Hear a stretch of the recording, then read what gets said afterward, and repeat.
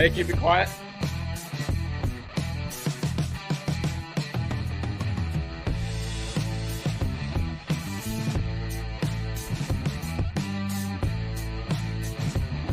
Good evening and welcome into episode 14 of the BF Writers Club. This is your host, Kevin Syracuse, coming at you live on the one and only Buffalo Fanatics Network, as we went from not having a lot to talk about tonight to having a good amount to talk about after we had a promotion, some extensions, and some rankings that we're going to have to get to. So with that, let me fake this music out here, and we are going to get rolling. You know, I was looking today, 11 Sundays until the NFL season kicks off. Can you guys believe that? 11 more Sundays until the 2023 season rolls around. And as much as I can't wait, I also can wait, because summer is my favorite part of the year. I was working on a house down in Dunkirk today. I was right on the lake and the beaches were packed. People were out and about. There was food, there were drinks, there were bands, and I was just riding around, listening to my country music, some classic rock, got to mix that in there too. And it's just, summers in Western New York are undefeated. So with that, once again, this is episode 14 of the BF Writers Club, and let me set things up for what is in store tonight, because I'm going to open things up and talk about the two extensions that we had just a couple of days ago. There was also a promotion in there mixed in, and then that will transition into the rankings that we have, because I came out with my defensive line rankings. So obviously by now we know that Sean McDermott and Brandon Beane were extended through the 2027 season. And I'm going to talk about that for a few minutes. I'm going to give my take on that. And then I want to hear from you guys before we bring Zach and Bryce on, because I realize that this could be a touchy subject, because we've talked about it a little bit in the past, and I know that we've had a lot of discussions. And to be honest, when I saw the news that they got extended, I thought about you guys. I thought about this show, because I was like, this will make for some good content Sunday night, because I feel like we're going to have a lot of polarized opinions. So I want to give you guys time to share your thoughts with me. So hit me up with your questions, comments, concerns. We'll chat it up for a little bit, and then Zach and Bryce will come on. I think we have Evan Harrington in the background, so it looks like he will be coming on to join us tonight too. We'll get their thoughts about that. And like I said, that'll transition into the rankings, because if you've been following along with that, my top 10 defensive ends and top 10 defensive tackles came out yesterday. I will drop the link for that once we get into it. And then earlier in the week, I did the interior offensive linemen, top 10 guards, top 10 centers. And then last week, we talked about the top 10 tackles. So, all right. Good evening, everyone. I see we got the chat going up here. Chris, Mike, C. Rose, the Bills Mafia. I won't say the word. Keith, Brian. What's up, everyone? So, all right. Let's start with the news of Brandon Beane and Sean McDermott getting extended. Let me preface this by saying I really like Sean McDermott and Brandon Beane, and I love everything that they have done for this team. But my initial reaction when I saw and heard the news was just, okay. Like, if I could describe this in one word, it's just, okay, cool. I guess those are two words. Okay, cool, fine. Any of those words that you want to use. Because this is what I want to get into tonight. Like I said, I just got done saying how much I really like those guys. But at the end of the day, we haven't won anything yet. So my big thing right now is I want to win a Super Bowl. So when I saw the news, I was just like, cool, they're still here. We really didn't think they're going anywhere. It's good that they're locked up in case, for whatever reason, they wanted to say, Buffalo really isn't doing it for me. I'm going to pull LeBron James and take my talents elsewhere. So that diminishes that right there, that they won't be able to do that. But again, it's just looming in the back of my head, and I'm sure everyone else's too, that we want to win a Super Bowl. We want to get over the hump. So yeah, the extensions are cool. We like those guys. Some of us love them. Some of us are But I think the main thing is, show me that you can win the big game. Show us that you can get over that proverbial hump. So that's where I'm at with this. And I've talked about this on the show before, where I didn't want to get into this rabbit hole. But because of this news, we're going to get into that rabbit hole tonight. So that's why I want to hear from you guys. Because I have said for weeks, maybe even months, that the Bills' window to win the Super Bowl is in these next 2 years. And I can't remember, someone commented on this a couple of weeks ago when we got into this discussion. And I love the way he phrased it because he said the playoff window is always open with Josh Allen, but the Super Bowl window is only open every so often. And I was like, that is a great way of saying it because if you have Josh Allen, you're always going to be in contention, at least playoff contention. But with the roster that Beane and McDermott have built, this is a 4-year program essentially where we're at the halfway mark right now. 2020, yeah, they had a solid team, but you could see in the AFC Championship game that they weren't ready yet. You reload 21, a great season, great start to the playoffs, and really that divisional game against Kansas City was great. It's just the ending was devastating. But that team right there, mixed in with the team that we had last year in 2022, those were two really, really well put together rosters by Brandon Beane and Sean McDermott because, they're in this together. So we're at that halfway point right now where I'm thinking by 2024, by the end of that 24 season, we have to win a Super Bowl.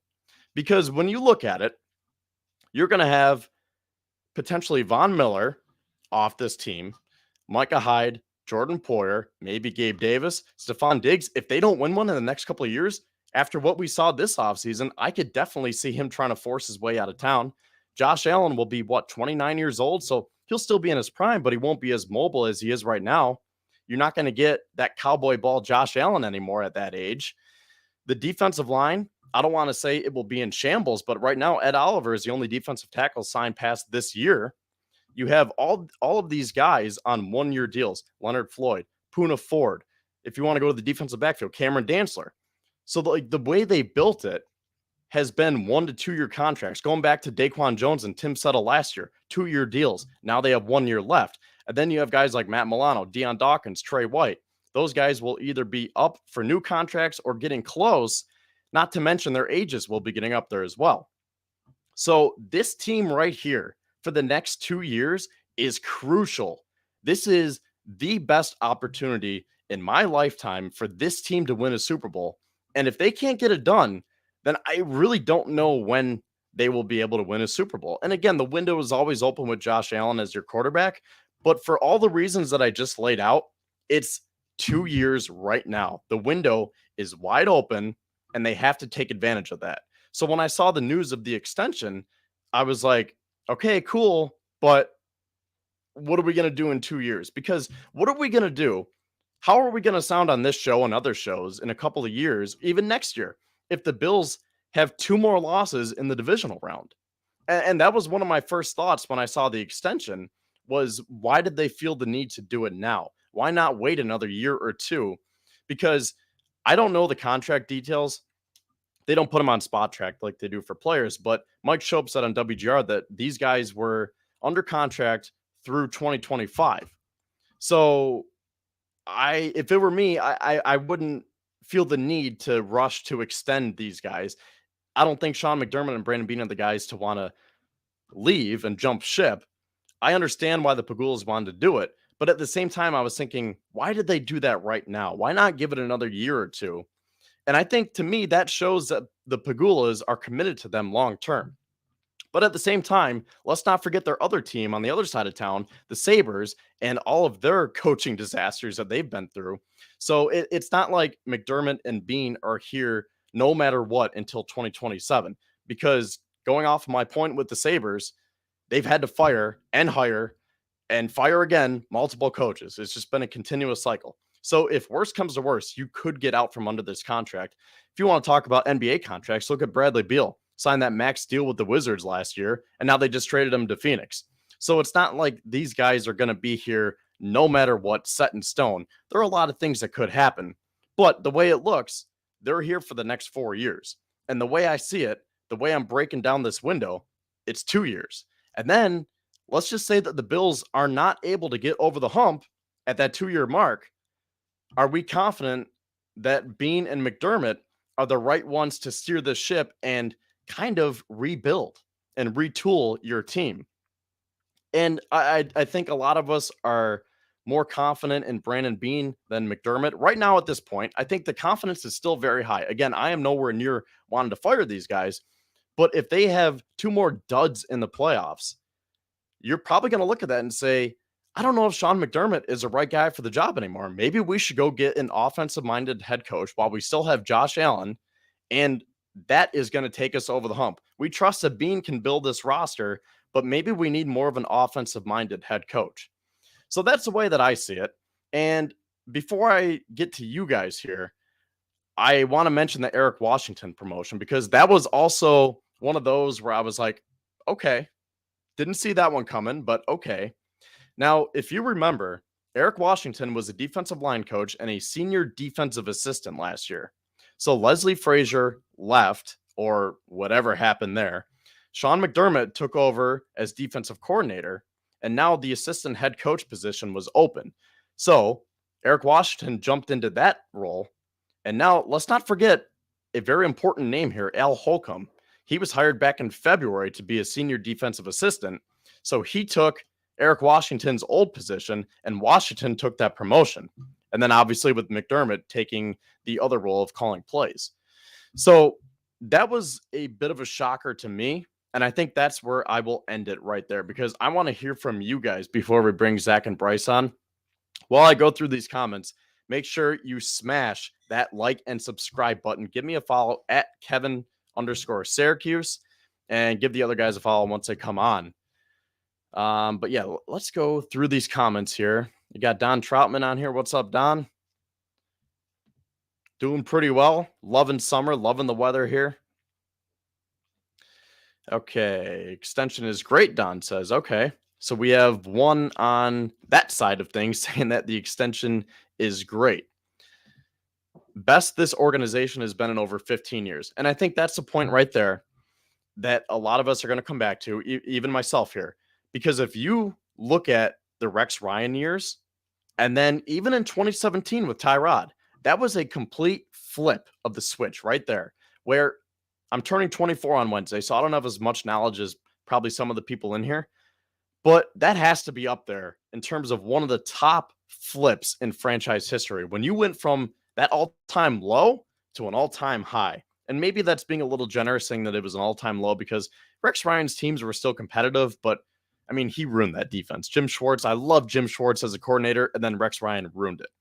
And again, McDermott hasn't won the Super Bowl, so I can't say it's an all-time high, but just the way that they switched things around to go from Rex Ryan to Sean McDermott, that was huge right there. So I agree. I mean, this is the best the organization has been pretty much in my lifetime. Like I said, I'm turned 24 on Wednesday. I was born in 1999, and that's when the drought started. So that right there is enough to say these guys deserve the extensions, because remember what we used to go through. Remember the carousel at quarterback, and remember looking forward to the post-game show so we can rant and complain, and having Brian Moorman and Ryan Lundell, the special teams players, were the team MVPs back then. And we used to market our running backs. CJ Spiller and Fred Jackson were the face of the franchise because we didn't have a quarterback who could do that. So the way they flipped this thing around, bravo to them. But at the same time, the job's not done yet. And we're not going to stop until it is. And even if they do win a Super Bowl, we're still not going to stop. So, yeah, I mean, that's where I'm at with this, where I'm trying to look at both sides here. Don says, I agree. The next 3 years are huge. I can't remember what part this was, but well said. Thank you. I appreciate that. Okay, so here we go with Eric Washington now. Mike says, Eric Washington hasn't done much to develop our young defensive line. So he gets a promotion? And that was the first thought that I had when I saw the news, because you look at some of these guys, Boogie Basham and AJ Epinesa, right off the bat to start. It's a boomer bust year for them. Epinesa is going into the final year of his contract. Basham still has another year, but still, we need to see them take that next step. Even Greg Rousseau, for as good as he's been, PFF had him ranked as their 14th best pass rusher last year, which we'll be getting into with my rankings coming up on the show later tonight. But he hasn't taken that step either, especially when Von Miller went down last year. We were waiting for him to really pop off.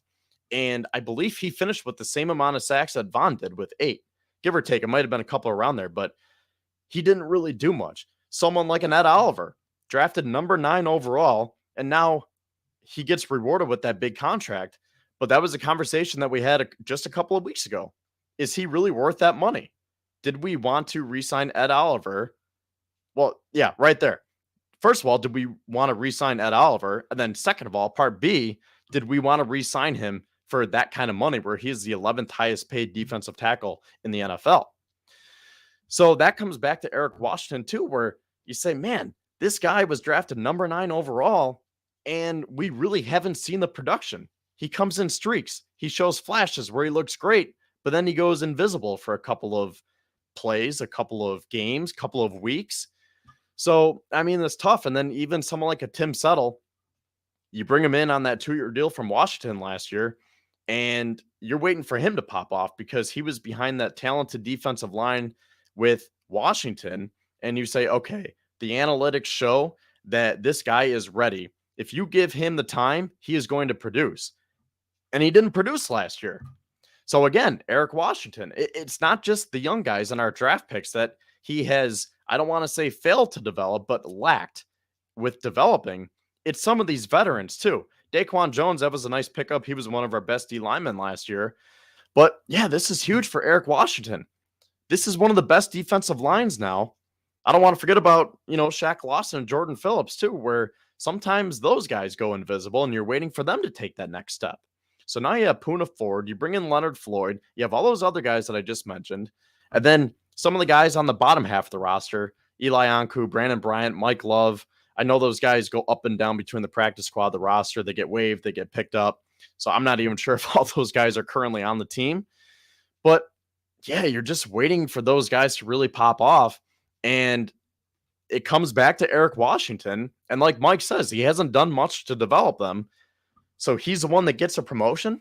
I was thinking maybe Al Holcomb would have been the new assistant to Sean McDermott, and they don't want to give too much to Eric Washington, where they say, okay, just work on the defensive line. We're bringing in Al Holcomb to help McDermott run the defense. But now you have Eric Washington for that role. So a couple of head scratchers right there. Let me keep going through these comments here. It's about 9:30 p.m. Eastern time here. Let's see. Chris says, go Bills. I disagree with Colin Cowherd on my beanie as what they've built is amazing. If we can't get to the promised land in the next 3 years, then fine, move on at that point. Okay, so Chris says 3 years, and I think someone else said 3 years too. I'm saying 2 for that window that I laid out there. I mean, you really could go on 3 years because that's what, the 23 season, 24, and 25. So that would be a little bit more than halfway through this extension because they are extended for the next 5 seasons, 23, 24, 25, 26, and then 27. So I say 2, you could say 3, but I think really after 25, then that's going to reach that point where it's like, okay, Josh Allen's 30, Von Miller's retired, Jordan Poyer's retired, Micah Hyde is retired. We have to retool the wide receiver room, the defensive line. We got to rebuild that. So 2 to 3 years is this window. And again, I don't want to fire Sean McDermott or Brandon Beane for that matter. But if they lay another egg in the playoffs this year, those conversations are going to ramp up. And even after next year, let's say they lose a wild card round. They can't even get out of the first round. I still don't think I want to fire McDermott unless it's just so abysmal or, they only win 7 games and can't even make the playoffs next year. I'm just not there yet where I want to think about firing Sean McDermott, the guy who led us to this prime spot. But if they do that a second year in a row and then a third year in a row, and really if you mix it in with the previous 2 or 3 seasons, we're going on 5-6 years here where you might say, okay, it's time for a change. We got to get an offensive minded head coach in here. And it was interesting when we were talking about the top coaches a couple of weeks ago, people were saying, some people, not everyone, but some people were trying to make the case that Brian Daboll is a better coach than Sean McDermott. And maybe that wasn't on this show. Maybe that was a conversation that I had elsewhere, but at least that's in some people's minds where people are saying, Actually, no, it was a show because I've heard people say on here before, you should have just fired McDermott when you had the chance after 13 seconds, and then you elevate Brian Dable, and then all your problems are solved. Again, I'm not there yet because Brian Dable wasn't a perfect coach either. So let's keep going through these comments. Al says, where is Jim Schwartz now? That's a good question. He's not back in Cleveland, is he? I feel like someone brought him back as a defensive coordinator. I will have to double check on that and get back to you guys on that. So when we get Zach and Bryce and Evan Harrington is in the background now, I see him in there. So we'll get these guys on in a few minutes, and then I can look up some Jim Schwartz information here. Don says, this is an enormous year for Rousseau. I agree. Is it a bigger year for AJ Epinesa and Boogie Basham or Greg Rousseau? That could be an interesting conversation too, because I think it's huge for both. But you talk about the draft status, that first round pick, Rousseau is supposed to be that other linchpin on the line outside opposite of Von Miller. And then now you have Leonard Floyd too. So I could see it both ways. But either way, I mean, this is an enormous year for Greg Rousseau, Boogie Basham, and AJ Epinesa. Ken says, I just pray that we stay healthy so we can kick that door down and bring home that Lombardi trophy. Yeah, I mean, that's a good point too, because the Bills have been very, very healthy, except for last year. Before that, it was kind of crazy how they were avoiding the injury bug. But last year, they just could not get out of the way. And that was a big reason why they fell off at the end of the year. And then obviously the DeMar Hamlin thing. But at the end of the day, I think coaching and play calling specifically between Leslie Frazier and Ken Dorsey really held us back, where you take away the DeMar Hamlin incident and you put a healthy roster out there. I still don't know if the Bills would have been able to win just because we flat out got out coached so badly against Zach Taylor and the Bengals. And really, we barely squeaked by a third string quarterback with Miami and Skylar Thompson.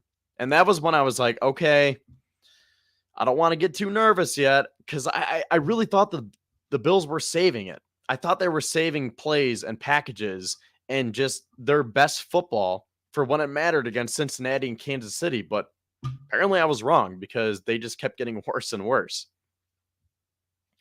Don says that he was shocked with the Oliver contract. I kind of was too. I was driving to the Bandits game that night, so I really didn't have time to let it sink in. I was like, okay, 4 years, 68. What's that? Like 14, 15. And then I was like, oh, wait, no, that's 17. It's more than I thought.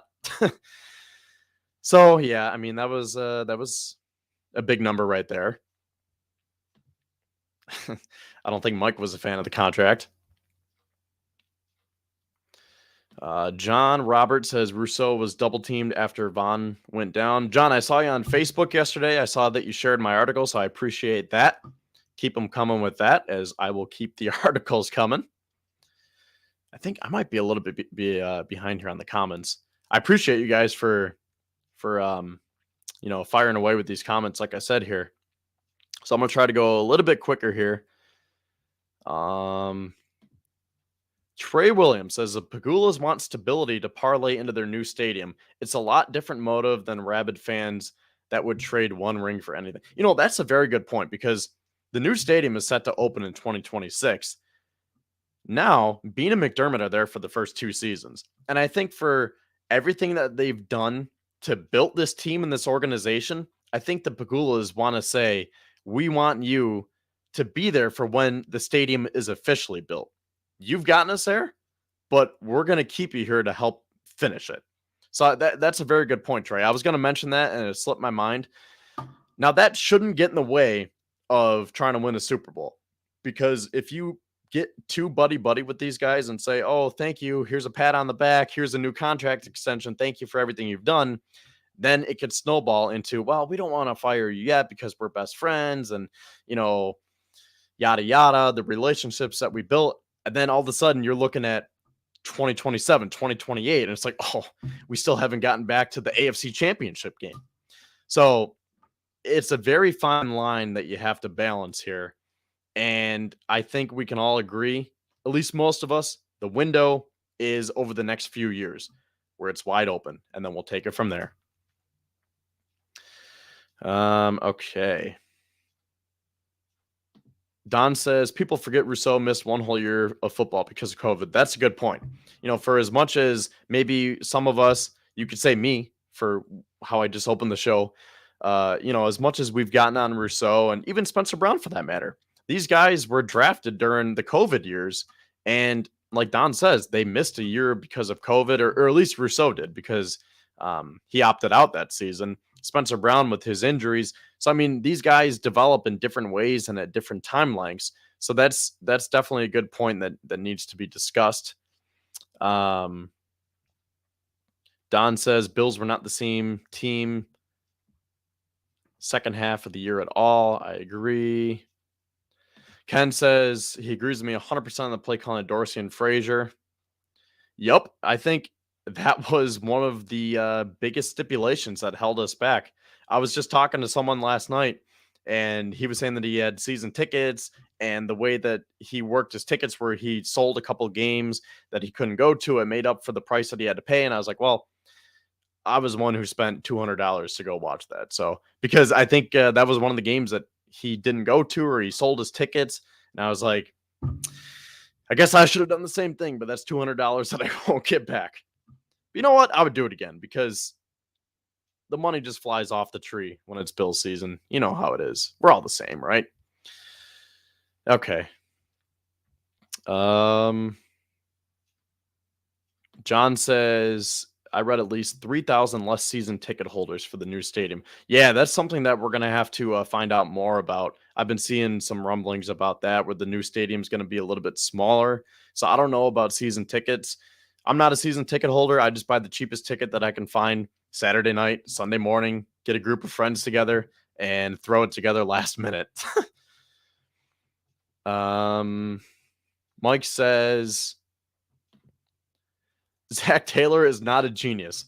How smart do you have to be when it's 3rd and 3 and the Bills DBs are 10 yards off the receivers? You're right. I will give you that for sure.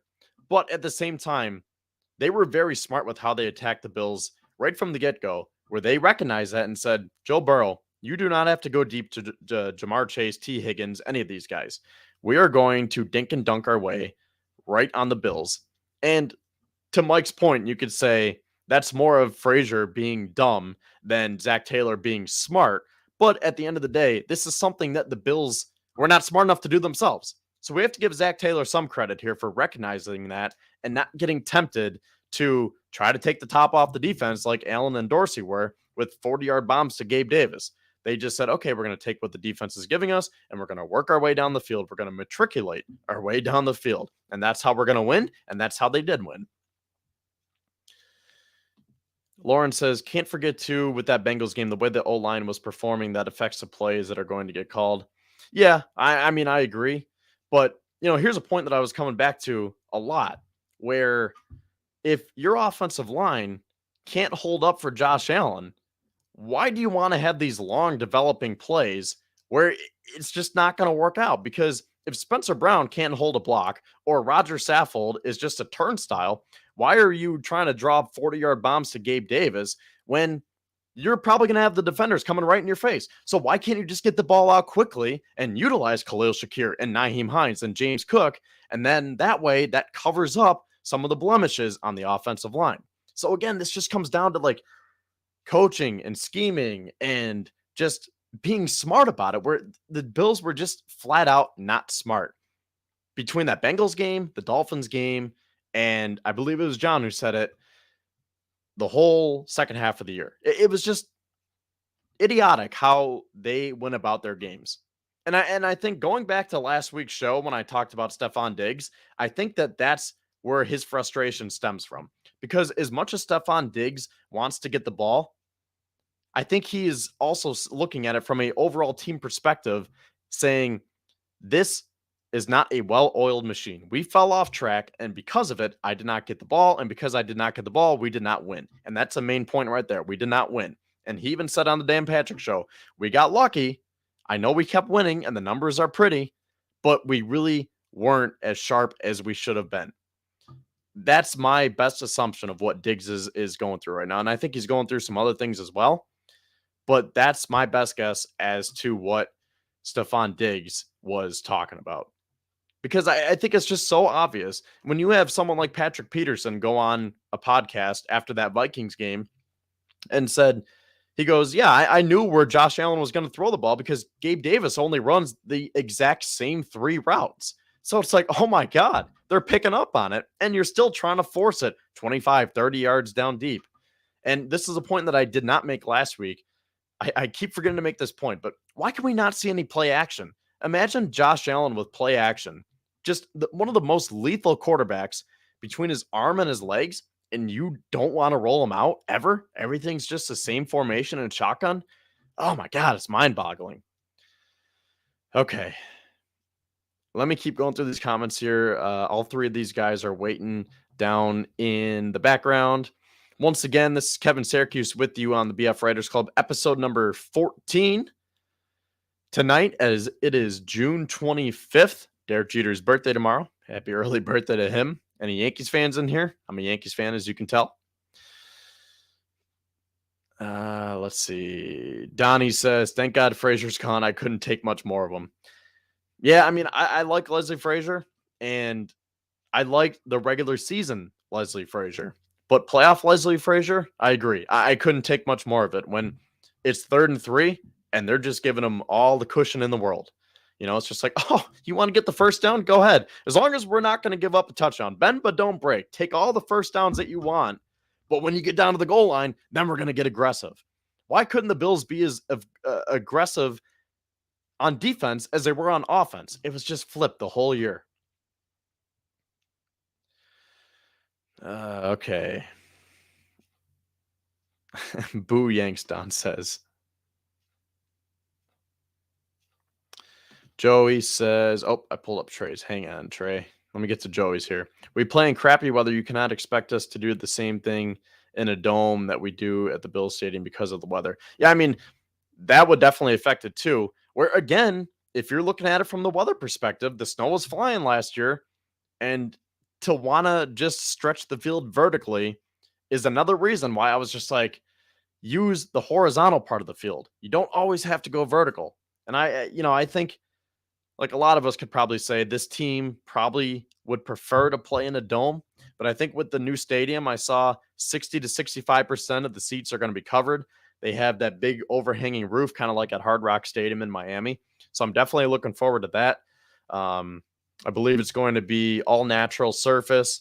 I heard that there could be some heaters underground, could be climate controlled up top.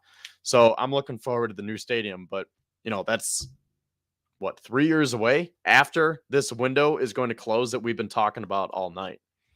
So, all right, all the guys that are in the background right now, you've probably heard enough from me.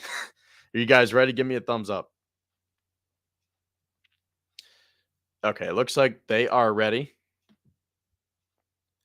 Let me just pull off this banner here. And now we have Zach Vaughn, Bryce Martino, and making his Writers Club debut, Evan Harrington. Evan, I haven't talked to you probably since our last pregame show last year. Yeah, that seems about right. Since the last time I was on a pregame show with you a little bit ago. But yeah, it's good to be back. So how you doing? You are going into your... Wait, did you graduate? No, you didn't graduate yet, right? No, I'm going into my junior year of college. I just finished my sophomore year just about last month. You got me, Evan? Yeah, speaking of graduating, I'm actually at my cousin's graduation right now. I just graduated high school, so decided, come down and pop in for a little bit and talk some Bills football. What's up?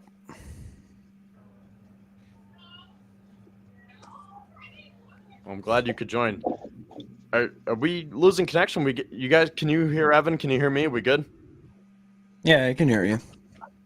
Yeah, everything's good on my end. So, all right. So Evan, real quick.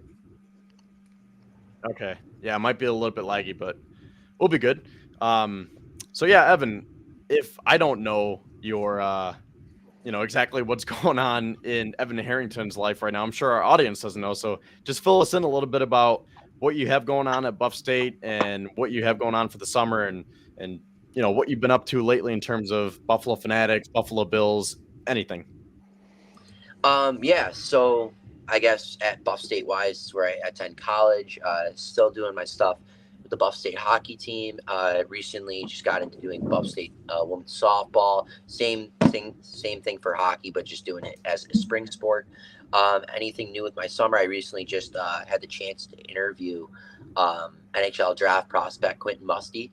He's projected to go in the top 20, top 25, so I had the chance to do that.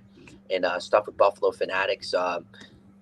As the summer's rolling along, I'm still looking to, appear on as many shows as possible, do any outside work or whatever's going on with that, and, potentially, get back and write some articles as Bill season's coming along. So with that, so I plan on probably, sticking my nose in the article range a little bit with that, maybe a few times around this summer. And yeah, that's about it so far.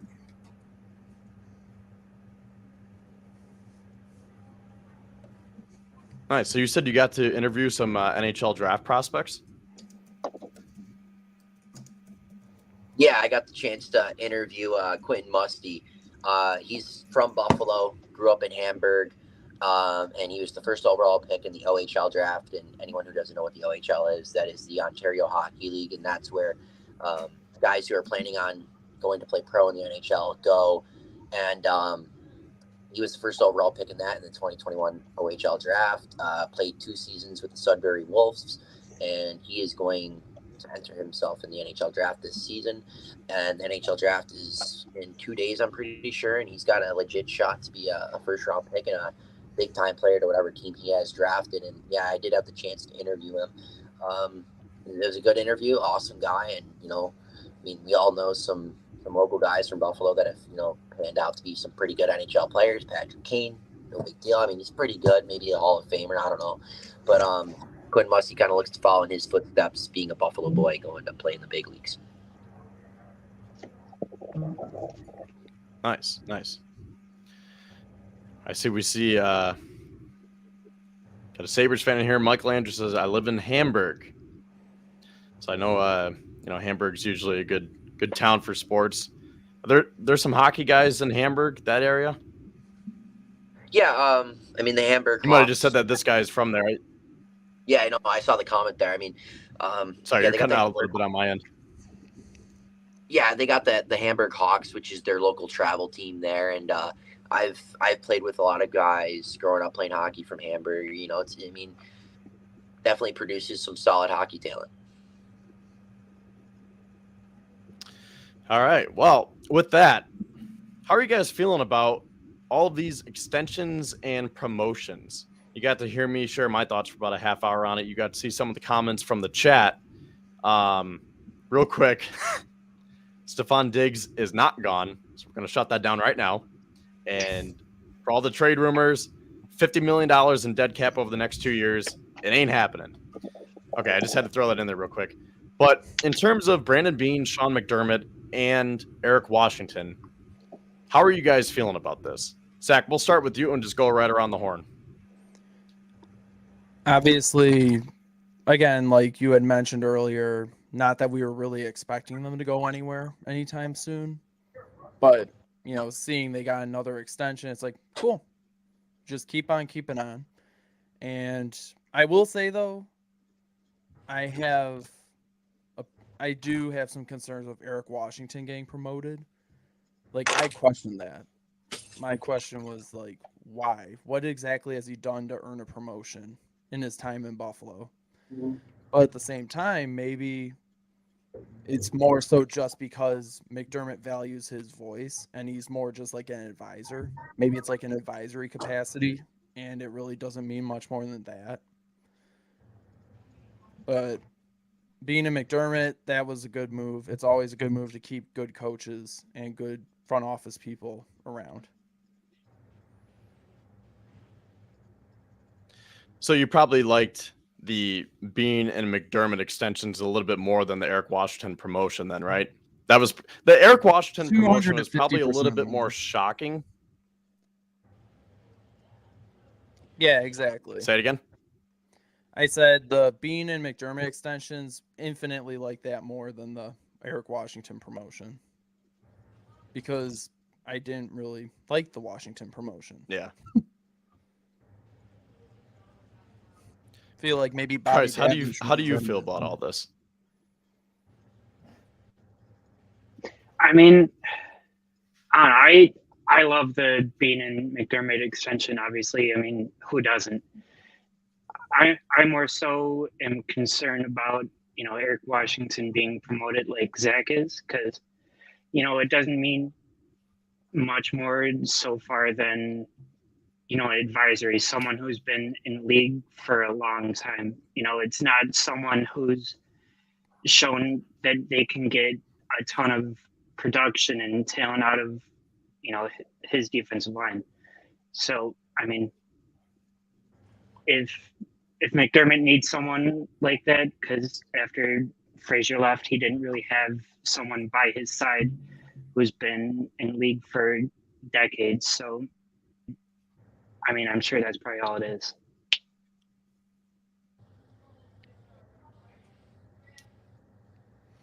Hold on, I see a comment from So- Joey Hatch in there.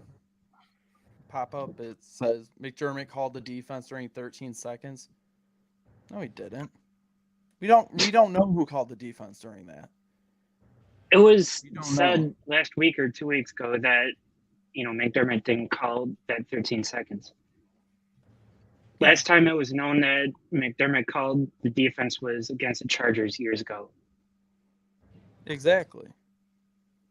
Can't just pin it on McDermott just because he's the one still here. Well, either way, there was some miscommunication between McDermott, Frazier, who was the special teams coordinator at the time? Heath Farwell, right? Yeah, Yeah, sure. definitely miscommunication. Special teams coordinator, and then Tyler Bass too. So I don't want to get into that because we don't know exactly who called it. I thought it was Leslie Frazier. I saw there was a clip going around where it looks like Frazier was kind of mouthing the defense where he was calling the plays, but again, we don't know. What were we saying before that though? Oh, I was going to ask you guys about Al Holcomb. So we're talking about experience and trying to get like the assistant head coach and having someone to be there to help McDermott out because he needs that assistant now, even more so because he needs the assistant for the head coach and the assistant for the play calling duties. So that's a lot of pressure on Eric Washington. Do we think that maybe Al Holcomb, even though that they just brought him over, do we think that maybe Al Holcomb was more qualified and maybe they should just look at that and say, all right, Eric Washington, just focus on the defensive line. We're going to have Al Holcomb do this. Evan, what do you think about that? Well, I mean, when you talk about Eric Washington, right, and the promotion he got to assist Sean McDermott, and you talk about should Washington pay a little more attention to the defensive line and, let Holcomb come in and just take that spot. When I hear, stuff like that, I always go, Eric Washington is going to be able to manage both because who's in his defensive line room? Von Miller, he's a veteran. He's in that room coaching these young guys up, whether that's, Greg Rousseau, Boogie Basham, AJ Epinesa. We bring in over Leonard Floyd. He's been a veteran in this league. Shaq Lawson, his name doesn't get mentioned enough. Shaq Lawson's been in the NFL since 2016. He's played big games at Clemson. He's going into his 8th year in the NFL. So we have some veteran leadership in that room, and it just doesn't go to the coaching staff for leadership and for other players to follow. It's always also what's in the room, and we have that in the room. So maybe that will take a little weight off of Eric Washington's shoulders, and he can focus a little more assisting Sean McDermott while also, coaching up the defensive line and, having those backbones of Von Miller and Leonard Floyd, Shaq Lawson, etc. Yeah, that's a good point. I mean, there are some player coaches, kind of like you said, like Von Miller is essentially a coach and he wants to be a GM. So you have Von Miller to pick his brain, and now Leonard Floyd and some of these guys with experience coming over. But look at it's just Alexander. a little bit perplexing when Eric Washington. Yeah, Lorenzo Alexander a few years ago, right? Go ahead. What was that? I said Lorenzo Alexander a few years ago when he was still on the Bills, when we had Tremaine Edmonds and Matt Milano. Yeah.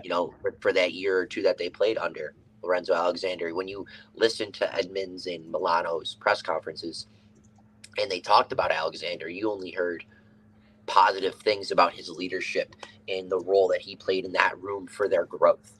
And that's the sort of same things you hear from Rousseau and Basham and Epinesa when talking about Von Miller. And now you're adding that with Leonard Floyd, and you got Super Bowl experience in there. So when leadership in progressional growth, from a leader standpoint, it doesn't always have to be the coaches, right? There's always internal leadership, and that's in the room with the guys you're going to battle with on the field every Sunday. Evan, I'm going to stick with you on this one. What were your thoughts on Leslie Frazier and how the season ended, and then how he was not fired? They said he's stepping away, but then he said that he's interested in becoming the coordinator again, and that whole situation was weird. So how do you put your finger on what happened with Leslie Frazier and the Bills defense? Yeah, so just to kind of give my quick premise on this, I think Leslie Frazier is a very good defensive coordinator. I'm not going to shell anything on him as a defensive coordinator, maybe except a couple playoff games that you can argue were his fault or weren't his fault. And the whole Leslie Frazier stepping away departure for the Buffalo Bills, I think it was something that maybe was destined to happen from this standpoint, because Leslie Frazier's been here from the start. He's been here with Sean McDermott from the start. He's been Sean McDermott's right-hand man since 17, and they've went to war together. They have been through the thick and thin with each other, whether that's the first playoff game that Sean McDermott coached as the head coach in 2017 against the Jacksonville Jaguars, or the 13 seconds game, or the game against the Cincinnati Bengals in the divisional round this past season.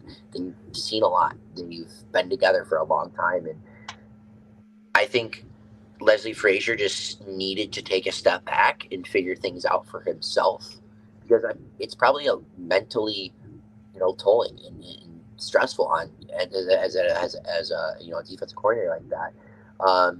And, him stepping away, I think this could be almost a breath of air for the Buffalo Bills. Just because I feel like it's almost good to have a fresh set of eyes, a fresh mindset in the defensive side of the room. So I think this could be a beneficial factor, not only for the Buffalo Bills, but for Leslie Frazier as well, just because I feel like both parties needed a fresh start. I think the Bills' defense needed a fresh start from the playoff wise, regular season. Obviously, they're top 3 in almost every statistic, and I think Leslie Frazier just needed to change your scenery. I mean, you can compare it. Well, not really, but I kind of look at it as the Sabres with Eichel. Eichel's time was up.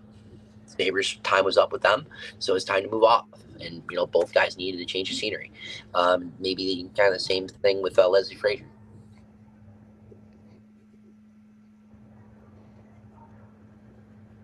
Yeah, and I'm going to put this banner up because it's one of my favorite banners to use. That right there, 107 points and 1,403 yards. That cannot happen. Over the Bills' last 3 playoff losses, that's what Leslie Frazier's defenses have given up. Over 465 yards per game and almost 36 points per game. That can't happen. So, Zach and Bryce, I'm going to flip this back to you. Looking at the general scope of things now, are we more confident with Sean McDermott, Eric Washington, and Al Holcomb, as opposed to Sean McDermott, Leslie Frazier, and Eric Washington? So just looking at it from those 3 coaches, I know there are other defensive coaches, but those are probably the main 3 coaches. Are we more confident with this new set of 3 as opposed to the old set of 3? I think it's hard to really say until we see what happens on the field. I would have to say yes, because just going off what Sean McDermott's track record was in Carolina, him calling a super aggressive defense, having one of the best defenses in the league back then, I think, without seeing him play on the field, that should tell you enough about what McDermott's defense is going to be like this year in 2023.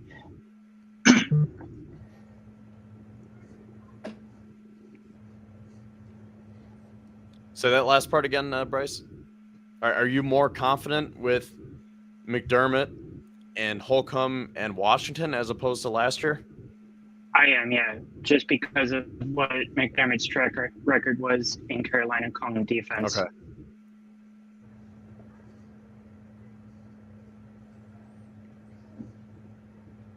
I think I am too.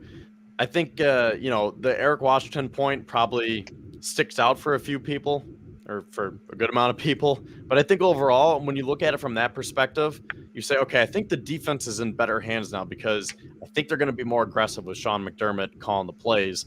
And then hopefully that aggressiveness will trickle down to Eric Washington and maybe McDermott will make him better. Because, McDermott said this with Leslie Frazier. He's like, sometimes you just have to do it yourself. Where Frazier wasn't a bad coordinator, but I feel like we can't really think on the same wavelength. Like we can, but it will never be the exact same thoughts because it's just impossible. Like you can have the chemistry down with someone, but at the end of the day, Leslie Frazier will not have the exact same thoughts as Sean McDermott. So he's looking at that saying, okay, I'm going to take this over and do it my way. And maybe because of that, he can make Eric Washington better, Al Holcomb will become better, and it'll be more of a well-oiled, aggressive machine. And you know what? I actually just had a quick thought here. When you brought up the 107 points and 1,403 yards over the Bills' last 3 losses in playoff games, it's almost like a batter going up to bat, right? The first strike is the Kansas City game in the Bills' first year of explosion where they just bursted out of the scene. Everyone's like, wow, the Buffalo Bills are here. They've arrived. Josh Allen's here. The Bills are going to be, perennial Super Bowl contenders for the next some odd of years, right? That's the first strike, right? But everyone's like, okay, like strike 1, you're fine. You still got, 2 more strikes to go if you don't get it. Strike 2 is 13 seconds, right? It was a nice, soft toss pitch right to you, and you just struck out. You didn't make contact. That was the 13 seconds loss. And then strike 3 was the Bengals game for me, for Leslie Frazier. It was, well, what's going on here? You're supposed to go up there and, connect the bat to ball. You're supposed to get on base, get us moving forward here. But we weren't moving forward. We were in the same spot we were the year before. And I feel like it was that moment where Leslie Frazier had to take a step back and go back to the dugout. And the dugout was him taking a break from being defensive coordinator for the Buffalo Bills. And the next batter is Sean McDermott. And Sean McDermott wants to get his hands on the bat and see if he can make contact and move this thing forward for himself. So that's just kind of my stance on like the whole Leslie Frazier departure with Sean McDermott, whatever, taking over.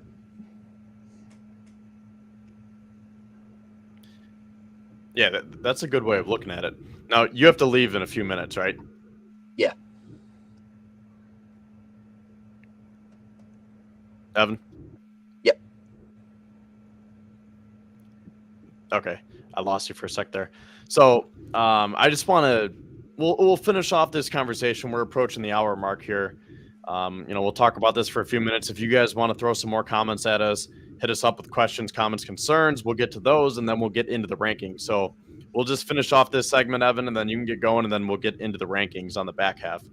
So going back to the extensions here, I think we kind of went around the horn, but then we started to go off track a little bit. So just to, kind of close off this conversation again, how do you feel about those extensions, specifically for the way that I laid it out with the window being 2 to 3 years, and now they're under contract for 5 years? So, Evan, how do you feel about that window and just your confidence level that these two can get us over that hump? So I was listening earlier, and you mentioned that one comment. I forgot who it was, but he made a very good point. I'm trying to remember the exact quote or saying that he mentioned. I thought it was very intriguing, though, how he said it's like your best years are here or whatever. This is my stance on it. I think that as of right now, with Josh Allen, Stephon Diggs, Von Miller under contract, your big three, your 3 heavy hitters, right? In a certain set of eyes, that you could say this is the Bills' quote unquote best years to win it these next 2 to 3 seasons. And you wouldn't be wrong per se, right? You wouldn't be wrong by saying that, because Von Miller's a future Hall of Famer. Stephon Diggs, the way he's continuing, could potentially bolster himself into the Hall of Fame conversation. And Josh Allen has the potential to be a Hall of Fame quarterback in his own right. So when you have those three things going for yourself, and you got a lot of guys under contract, a lot of very good players under contract, and you've been right there, you've been almost to the Super Bowl, and you have the chance to win it in these set of years. I don't think this is the only set of 2 or 3 seasons the Bills are going to be able to win it. I'm a believer that if Josh Allen's under contract, Josh Allen's on this team, you're always going to have a chance to win it, right? Because a lot of people say the Bills' best team or whatever was the 13-2 team. That team went 11-6, 11-5. That wasn't a great team. Last year's team went 13-3 and had a much more disappointing postseason than the team that went 11-6 did. I think any given season, if the Bills turn it up at the right time, no matter what the roster is, they can win a Super Bowl. And to me, I feel like the two people that are going to be overseeing that are Sean McDermott and Brandon Beane. I believe the Bills are going to win a Super Bowl with Sean McDermott and Brandon Beane as the GM and head coach of this franchise. And I love the extension of this because I don't want the Bills to go through, conversations of having to fire Brandon Beane or having to fire Sean McDermott, and then you're circling around trying to find the next head coach, trying to find, the next general manager of this franchise, because there's not that many great coaches out there. You see a lot of recycling with franchises in sports. You see them going from coach to coach, GM to GM, and they don't have a clear identity or direction. With the Buffalo Bills right now, you have an identity set at the quarterback position. You have an identity set at the GM spot. You have an identity set at the head coach position. There's no need to change any of that. Yes, have the last 2 seasons per se been very disappointing in the playoffs at least. Sure, they have been. It's been 2 disappointing seasons, but at the same time, it's only been 2 seasons, right? Josh Allen's only 26 years old. It's like we're so quick to rush, right? Like it has to be within the next 2 to 3 seasons. And I would be very glad if the Bills won within the next 2 to 3 seasons. But Michael Jordan didn't win his first ring to 30 years old? You're 29 years old? Like sometimes guys in sports don't win rings right away. And it's not always destined to be right away. The Bills are going to have a Super Bowl window of 10 to 13 to 14 years with Josh Allen at the quarterback position. And yes, you can always make the argument that these next 2 to 3 seasons may be the best from a roster standpoint, but every single season it's given from the first week.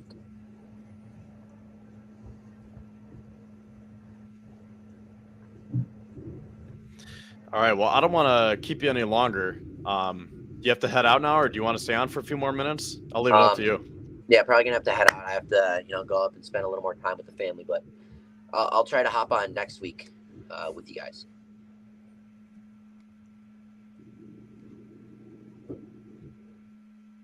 Good seeing you, Say man. it again. I lost you.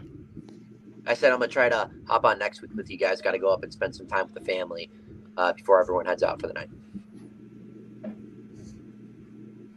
It was good to see you. Good to see you guys. All right, well, yeah, I appreciate you for coming on and giving us your perspective, and we'll chat soon.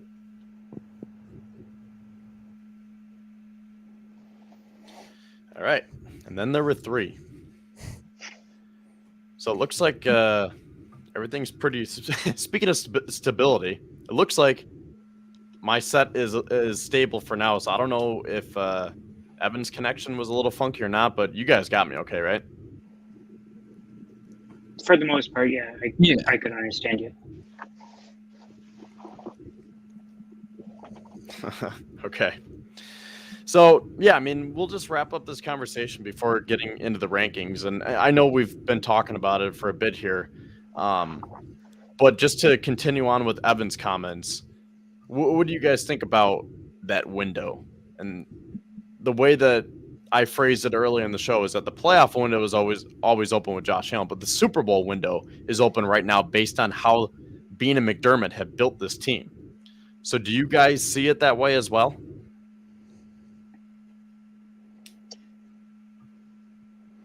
I mean, I think that people try to define a Super Bowl window as if it's easy to get to the Super Bowl every year.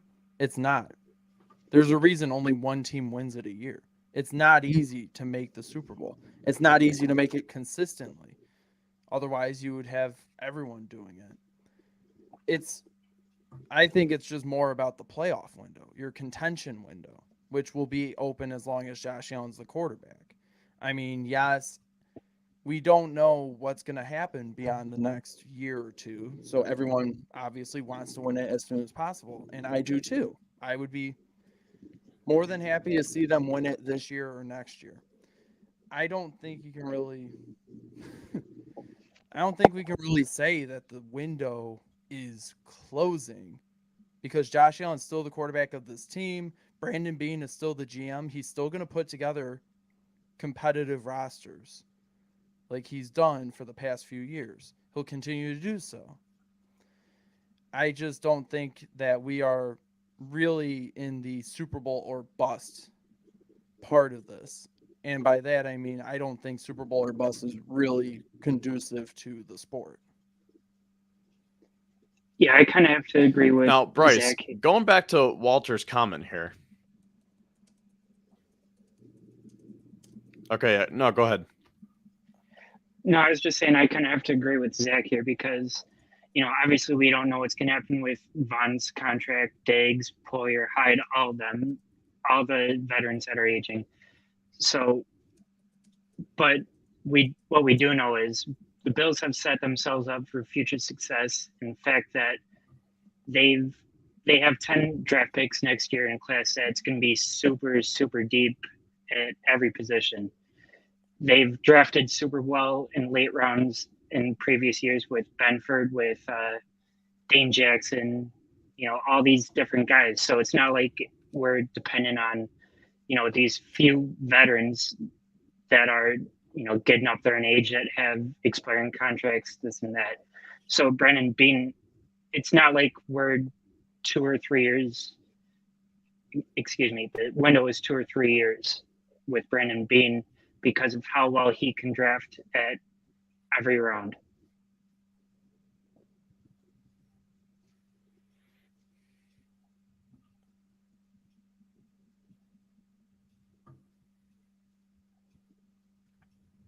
Yeah, so going off of Walter's comment here, he says, I don't see it as a Bills window as much as I view it as McDermott's window.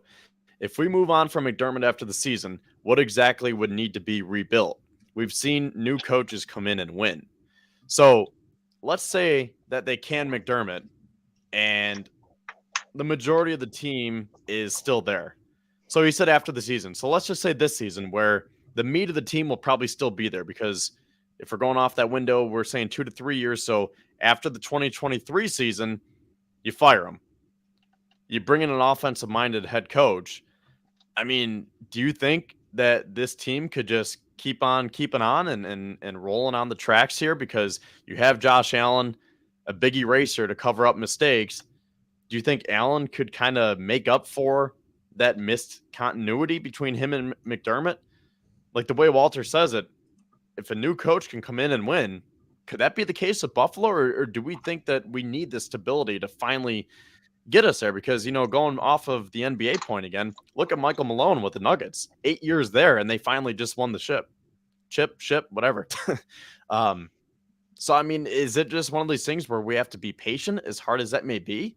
Or can you just have I don't want to say revolving door, but you go get an offensive mind, a young offensive mind. Could that be what the Bills need to get over the hump? Zach, you want to take this one, or do you want me to go first? You can go. Well, I was going to you, Bryce. Oh, my bad. I was going to go to you to finish your thought, Bryce. Yeah, all right.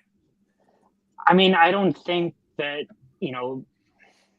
he needs to be fired after this year because we do need some type of stability. And let's just say we do fire him. Where are we going to go to get, at the very least, the same level of production that we've had with McDermott? Because we've seen teams roll through head coaches year after year or every few years that just can't seem to get it right. with Broncos last year, they had this amazing team, hired a head coach, they didn't do anything. So it's not as easy as saying, "Oh yeah, fire McDermott, bring in this offensive guy, and we're going to win right away." I wish it was easy like that, but sometimes you need to have continuity, even if it means you're not going to win right away. Yeah, I'm with Bryce. You need to have Zach, what do you continuity. think? You need to have continuity in the NFL. This isn't the NBA where coaching really doesn't matter. It's about how many talented players you have on your roster. This is the NFL. It's a 53-man game. 22 men on the field. You need to have continuity in the coaching staff, in the scheming, and all that. And you can't just fire a coach just because you're getting impatient as a fan. Like, yeah, Sean McDermott is a good coach. If you fire him, what are you going to look for? You're going to look for an offensive guy. What are you going to do? Go for Eric Bieniemy? Go for the Lions offensive coordinator? Try to find the next hotshot offensive coordinator? Yeah, I saw Mike's comment. I mean, I don't think Ben Johnson is quite there yet for head coaching consideration. If he has another good year with Detroit, he'll definitely end up somewhere in 2024. Probably not Buffalo, though. I don't see McDermott going anywhere because they're doing the right thing. They're keeping their good coach and that culture. Because, again, I think people have lost sight of how important team culture is, organizational culture. The Bills were a mess for decades, for 20 years, basically, before McDermott got here and established this process mentality, that growth mindset, that organizational culture. Before he got, I'll sum it up the way I summed it up in my piece when the extension was announced. Before McDermott and Beane got here, they sucked. They're very good now. And the most important thing they brought was stability and that culture. If you fire them now just because you're growing impatient for the Super Bowl window, that would be a huge mistake, and you're going to tear down everything that was built, even though you would still have Josh Allen, and maybe you do find a hotshot offensive mind to take over, but it won't be the same. You will have ruined your best opportunity.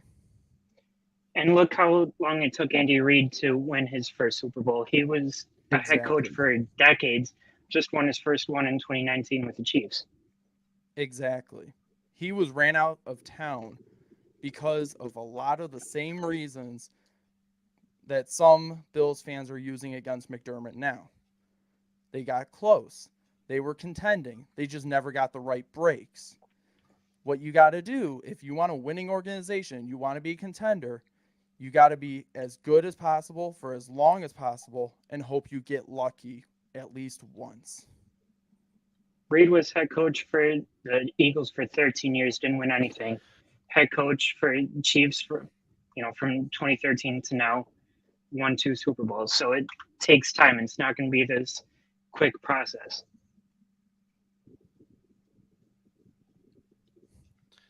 Now, let's just finish this conversation. This will kind of segue into, what we were just talking about. When does it become too much? Like, when is enough enough? If you guys are saying you can't ruin the stability, how many years of losing? Let's just say they lose 3, 4, 5 years in the divisional round. When does it get to the point for you guys to say, okay, now we need to make a change? Or are you not really going to put a number on it where you just say, let's just take it 1 year at a time?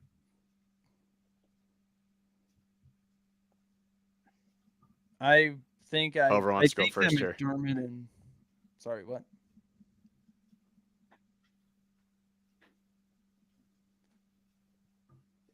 Sorry, I was gonna say that I think McDermott and Beane, You guys there? what they've done over the past 6-7 years, I think they deserve the benefit of the doubt for at least 3 to 4 more. And I know there are a bunch of fans that will not like me saying that, but again, they're the best coach and GM we've had since Marv Levy and Bill Polian. So people need, to quote Aaron Rodgers, people need to RELAX a little on this. Josh Allen's still here. Stephon Diggs is still here. They're not going anywhere. McDermott's not going anywhere. Beane's not going anywhere. You're still going to have your main core for the next few years. So I say just let them go on the field, let them play. And again, this team is built to be as good as possible for as long as possible. And let's hope that we get lucky this year or next year.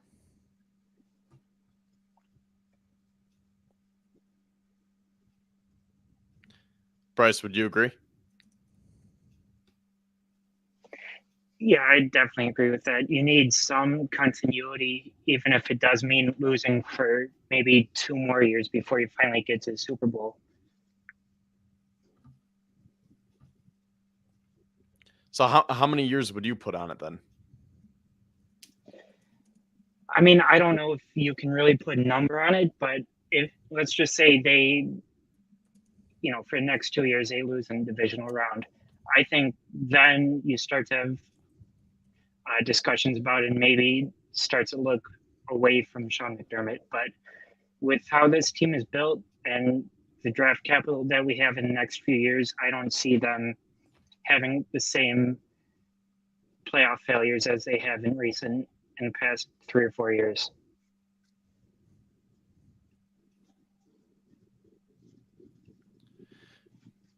Well, Walter brings up a point here. He says 3 to 4 more years, so we want to wait until Allen is 31 when he probably is out of his prime as a dual threat. I strongly disagree. So I'm more in the middle here. We're going back to how I open up this show. I think my window is 2, maybe 3 years.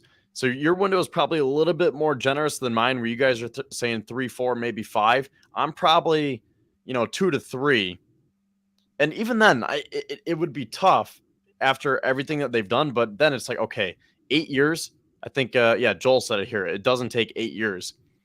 Even if they get to the AFC Championship game, you're going to have serious conversations. If they lose next year, we're going to have serious conversations, because that will be the talk of the offseason. This is, 6 years now that they haven't been able to get over the hump? And 2017 doesn't really count. 2019, Houston, that really wasn't even this era for the Bills. I mean, 20, 21, 22, 23. 2 to 3 years then, basically. Say it again? So you're basically, it's been 2 to 3 years right now. Because the first year doesn't count. 2 to 3 years for what? Doesn't count. Where you were going with this, talking about the contention window. Like you said, McDermott and Beane has been here for like 6 to 7 years. But the first year, that wild card berth was a fluke. The second year was they fell back down. The third year was the Houston thing, and they never really had a shot to be a serious contender then either. So it's really only been 3 years with this current window, as people refer to it.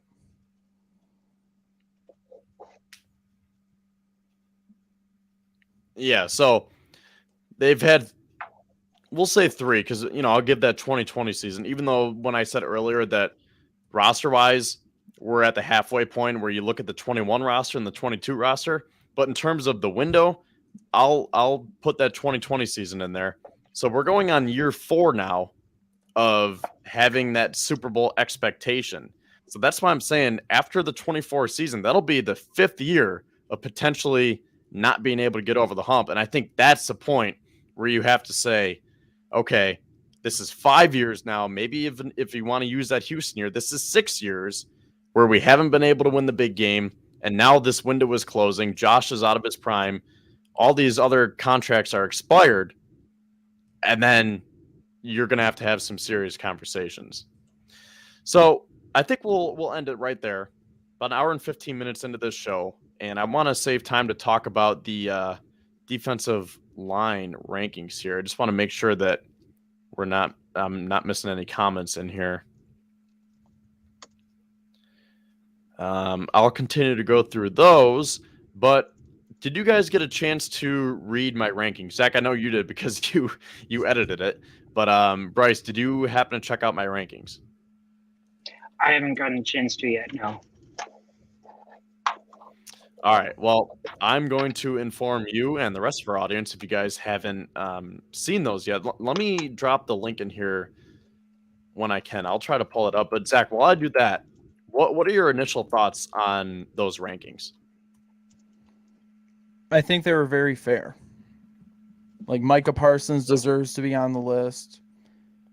Von Miller, even though he's currently injured, he is still one of the best, and he very much deserves to still be considered an elite edge rusher in the league.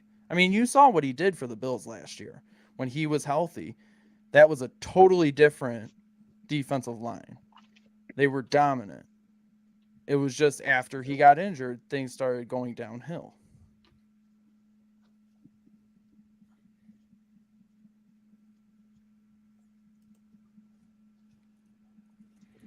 Yeah, so he was my fourth best defensive end last year, but I dropped him to 7 because I think it's a combination of maybe Von slipping a little bit. And yeah, you could say that was because of the injury, him getting older, wasn't as dominant. I mean, he was dominant when he was healthy, but in terms of his overall production, it wasn't up to par with what we were hoping for. And I think there were other guys who were just really impressive that it would be too biased, I guess is how I would phrase it, if I were to try to put Von any higher. Would you agree with that? Yeah, I think 7's a fair ranking. Bryce, so your initial thoughts, what do you think about Von Miller being at 7? Yeah, I definitely think 7 is a fair number for him just because of, he finished the season injured. Maybe if he played full 17 games, he probably would be top 3, top 4 defender over maybe, Hassan Reddick, Mix, Crosby, and TJ Watt. But unfortunately, we couldn't see a full season out of him. So 7 is a fair number.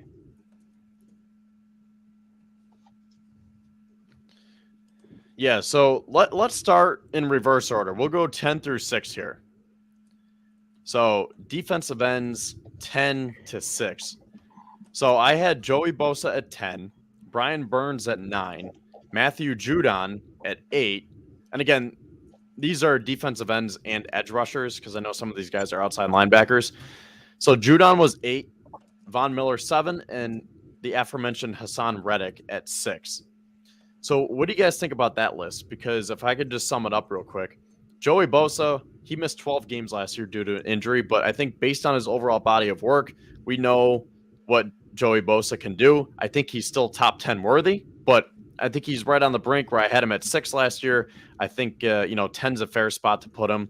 Brian Burns, he was an honorable mention last year. I think I ranked 20, so he was like 22. He jumped all the way up to 9. He had 7 sacks his rookie year, then 9 again in 21, and then 12.5 in 22. So he's been, turning it up for Carolina.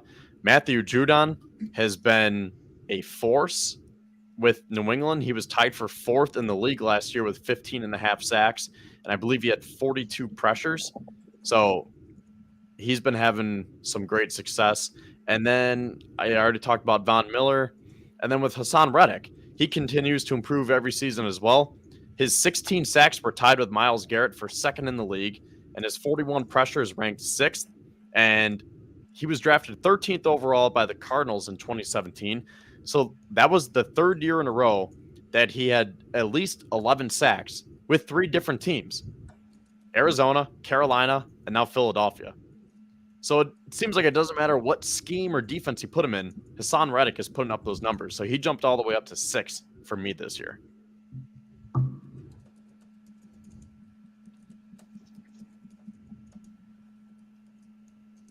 Yeah, I love that Hassan Reddick signing for Philly. I think it definitely, bolstered and gave them a huge production in Philly. Brian Burns, like you said, just absolutely exploded last year for Carolina. That was fantastic by them. I think he's someone on defense that you can build around for a young team like the Panthers. Zach, what do you think about those rankings, the way I ordered them? Yeah, I think it's a very fair ranking. Like I don't think you could go wrong with any of them. It listed there. Like Hassan, yeah, like Donnie said there, Hassan Reddick is a stud, and it took him a little bit because Arizona didn't utilize him properly his first couple of years, but when they finally found his role and he finally found his role, he excelled in it, and he continues to excel in it, and that's why Philly is one of the most dangerous pass rushes in the league.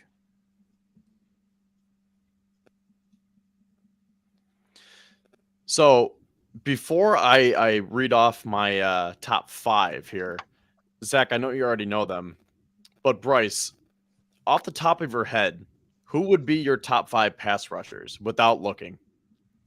So obviously we have some guys that I just mentioned, and then there are a bunch of other guys who are in their own tier. So before looking, I don't know, maybe you already have, but what would your top 5 be? Do you want them in order or just a top 5? I'm putting you on the spot, so you can just give me 5. It doesn't really matter the order. Because then we can kind of talk about the order as we go, and then I will finalize it by telling you what I had. Right. So I would probably go Garrett, Nick Bosa, Parsons. I would probably put Vaughn in the top 5, and then TJ Watt also. You say you'd put Vaughn there? Yeah, I'd put Vaughn there over Max Crosby, which I think you have. Okay, interesting. Zach, I mean, I know you already know, so is there anyone that Bryce may have left out that you think could deserve a top 5 nod here? I mean, I think they've already been mentioned, or you're going to mention them. I will say the one thing I'll say is like saying that Max Crosby is very underrated.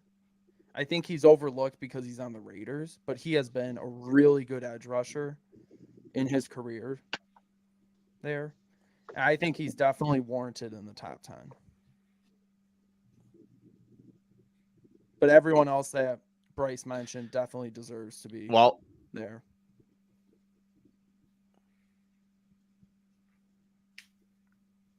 I'll say right now, that'll segue us into the rankings, the official rankings here, because I had Crosby at 5. And I had him there last year too. And he got better in the last year. So really, you could probably make a case that he's higher than 5, but based on the names and the attributes of the other guys, I think 5 is a nice spot for Max Crosby. I think so too. Would you guys agree? Yeah. So if you are wondering about Max Crosby, he reached double-digit sacks for the second time in his career. He had 12.5.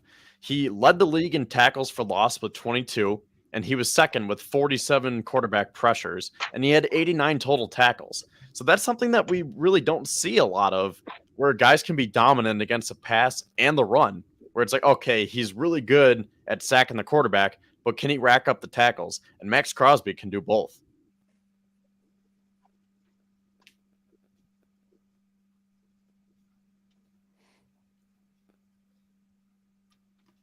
Yeah, Crosby's been a beast for Las Vegas. You guys agree? I mean, I'm not saying it's a knock for him not to be in top 5, but just the body of work Vaughn has given in his entire career has been phenomenal. I think it's probably wrong. So you would put Vaughn ahead of Crosby, essentially? Yes. Yeah, I would. Okay. So after Max Crosby, at 4, I had TJ Watt. Now, you could probably make a case that he could be higher based on his overall body work, but he was injured last season, and when he played, he wasn't that dominant. I think he was PFF's 18th highest graded pass rusher. And yeah, let me pull it up right here because I mentioned Greg Rousseau earlier. So I wrote in the article, in 10 games in 2022, Watt had 5 sacks, 39 tackles, and an 82.1 PFF grade, which was 18th highest at the position, and Rousseau was 14th with an 83.6.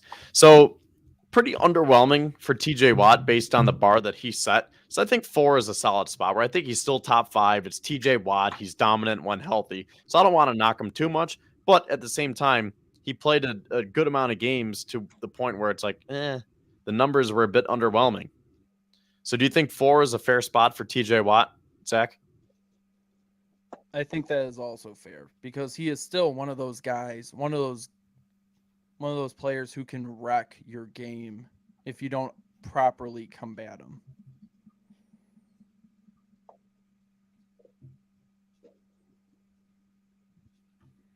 So 4 is a good spot? Yes.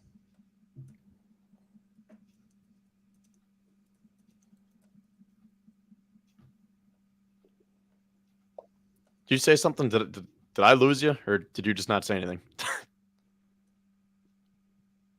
I mean, I was more waiting for Was Bryce. that me?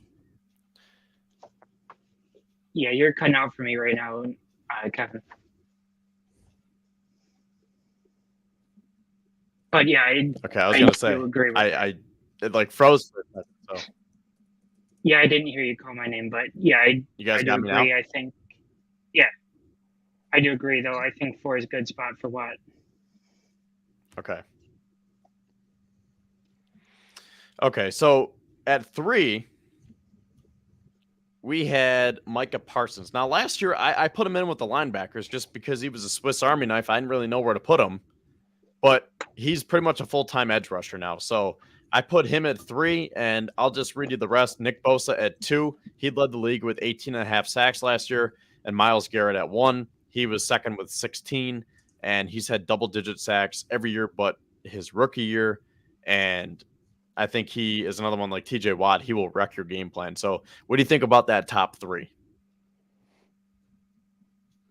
I think the top 3 he had is pretty good. And I think that everyone deserves to be in the spots they are because Micah Parsons, like you said, he's the newcomer, relatively speaking, in this group, but he has also already shown that he can wreak havoc for a decade.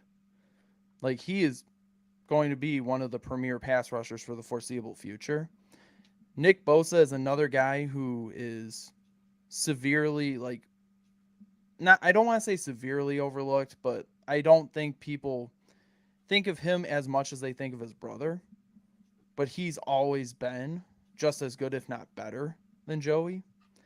And Myles Garrett, of course, was that consensus number 1 overall pick when he came out of college, and he has proven to be worth all the attention, even if Jadeveon Clowney didn't like how they were utilizing him over him.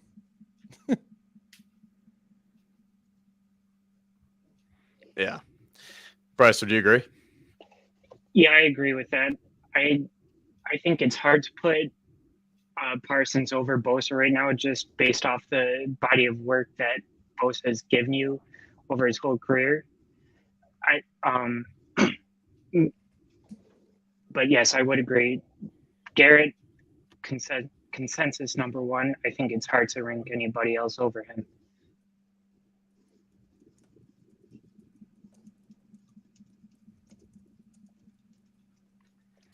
Yeah, I believe I had Garrett at number 2 last year, TJ Watt at number 1. But based on what Myles Garrett has done as of late and just looking at his overall body of work and the fact that he's 27 in his prime, and someone brought it up in the chat here, and you guys texted me on the side, Jim Schwartz is a defensive coordinator in Cleveland now. So tying this all in together, Myles Garrett is going to be a human wrecking ball with Jim Schwartz this year.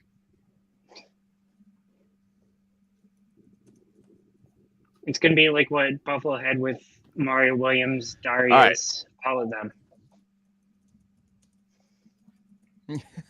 Yeah, Mario Williams, Jerry Hughes. Yeah, Darius, Kyle Williams. All right, so switching over Those were definitely the years. Defensive tackles now, top 10. Again, reverse order here. We'll start at 10. So, initial thoughts on these before I rattle some of these off. Zach, you want to start us off? For defensive tackles, well, I would say that if you're asking me to list who I think should be on the list, I would say Christian Wilkins, Jeffrey Simmons, Cam Hayward, Chris Jones, Aaron Donald definitely all need to be on the list. I don't know. The last couple are definitely not in the 6 to 10 range. They're in the 5 to 1 range, but those are the names that come to my mind. Bryce, what about you? What names come to mind when I say the best defensive tackles in the league are?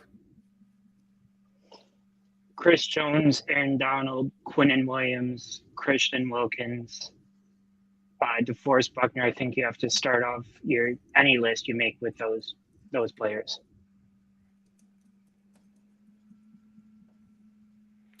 Well, we're on the same wavelength here because I think you guys mentioned everyone that I had in my article, or at least everyone in my article was someone that you mentioned. So DJ Reader came in at number 10 for me. And then Christian Wilkins was 9, Jonathan Allen at 8, DeForest Buckner at 7, and then Jeffrey Simmons at 6. So do you guys want to give some thoughts on that before I explain my reasoning for those?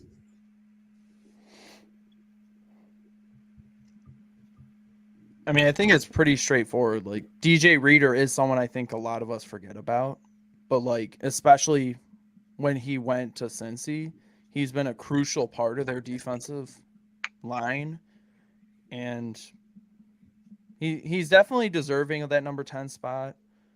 The reason I brought up Christian Wilkins, I know you brought him up too. Obviously, we hate him as a Dolphin, but as a player, he is one of the best at his position. He is a dominant player, so you got to respect that. And with Jeffrey Simmons is also another dominant player as well. And Jonathan Allen, DeForest Buckner, both of those guys are really good as well. And I do think that you have a pretty fair list there. Yeah, so starting with 10, DJ Reader, he really doesn't have the stats to back it up, but he's kind of like that star of the Tula layer, Daquan Jones, where he clogs the middle. He's almost 350 pounds, and PFF gave him a really generous grade last year of an 87.3, and he's always graded out very well against the run. So I think he's one of those guys that has to be in the top 10. Box score, you look at the stats, he doesn't really pop off, but if you watch him play and how critical he is to that defense, and by PFF standards, I think he definitely needs to be in the top 10. Christian Wilkins comes in at 9 for me. He had only 3.5 sacks, but he did have 98 tackles last year. And the other thing about Christian Wilkins is that just like with DJ Reader, his run defense grades are also really well. And he finished in the top 4 amongst players at the position last year in terms of run defense. And, he's probably the number 1 instigator to Josh Allen.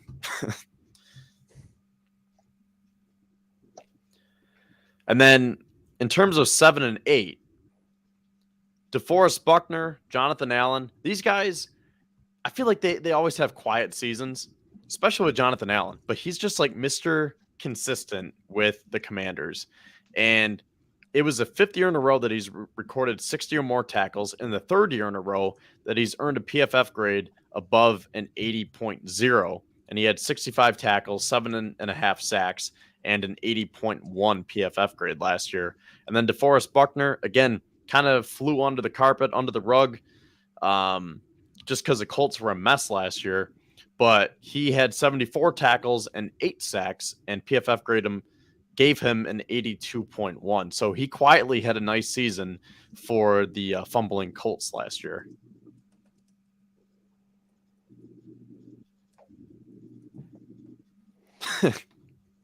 Rico says Christian Wilkins gets busy, also has busy fingers. Watch your backside. That is right. Like I said, if we did a list of the number 1 instigators for Josh Allen, he'd be number 1. He's my 9th best defensive tackle, but my first best Josh Allen instigator. Yep. And then with Jeffrey Simmons, see, the thing with Simmons is that Simmons could be top 5, but he's kind of similar to Ed Oliver, where he shows flashes of dominance, and he just hasn't been able to put together like a fully dominant season. He's had about 7 or 8 sacks, 55 tackles, decent PFF grades, but he doesn't really pop out at you. So I left him outside of the top 5. He just got rewarded with a huge contract, which makes him the 2nd highest paid defensive tackle. But how do we feel about Jeffrey Simmons being at number 6? I think it's. Go ahead. Sorry, I was just going to say, I think it's definitely a fair number, but I think I might put Buckner over Simmons.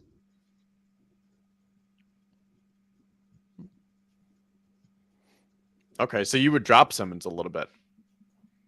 Yeah, just to number 7. It's nothing with him. I just like the body of work Buckner's had over the course of his career, both with Indianapolis and San Fran.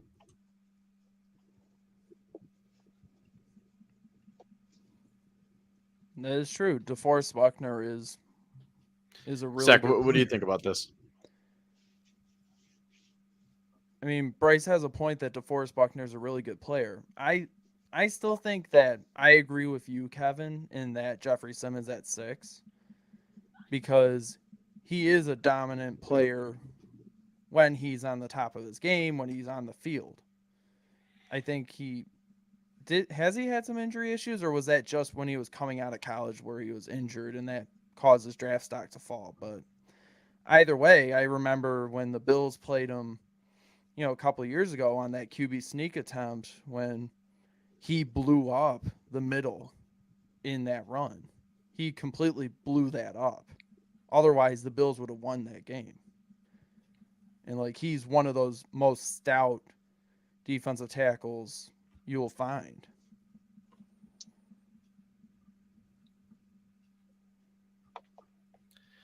Yeah, and maybe we shouldn't bring this up, but he was drafted 19th overall in 2019, and Ed Oliver was picked at number 9. So, just putting that out there.